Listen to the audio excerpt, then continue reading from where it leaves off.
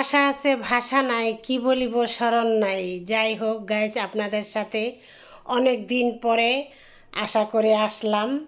আপনাদের সাথে দেখা সাক্ষাৎ হয় না, শেয়ার হয় না, অনেক দিন হয়। তাই আজকে শুক্রবার, খুবই বৃষ্টি, দেখেন কি অবস্থা ছাদ। ভাবলাম আজকে যত বৃষ্টি হোক পাকঘরেই রান্না করব। পাকঘরে রান্না বসালাম, গরুর মাংস দিয়ে পেঁপে দিয়ে রান্না করব। আমার গাছের পেঁপে, পেঁপে দিয়ে চেপে দিয়েছি, বুঝছেন। চাই আমি কম কম দেখাচ্ছি, কারণ ক্যামেরায় তো সব কিছু দেখা সম্ভব না। অফ ক্যামেরায় অনেক কিছু করা লাগছে। পেঁপে তরকারি হয়েছে, এখন আমি গরুর কালা ভুনাটা বসাচ্ছি।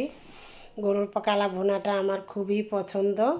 গরুর কালা ভুনাটা আমি আজকে রান্না করতেছি। ভাবছেন এত কিছু কিসের জন্য রান্না করবেন? মেহমান আসবে না, মেহমান আসবে না, আমরা নিজেরাই খাবো। বাচ্চারা প্রতি শুক্রবার পোলাও, রোস্ট এগুলি না হলে ওদের মন ভরে না, তাই বাধ্য হয়ে আমার রান্না করতেই হয়। এই যে রোস্ট আমার হয়ে গেল, সামান্য একটু লেবু চিপড়ে দিলাম, তাই টেস্ট এটা বাড়ে।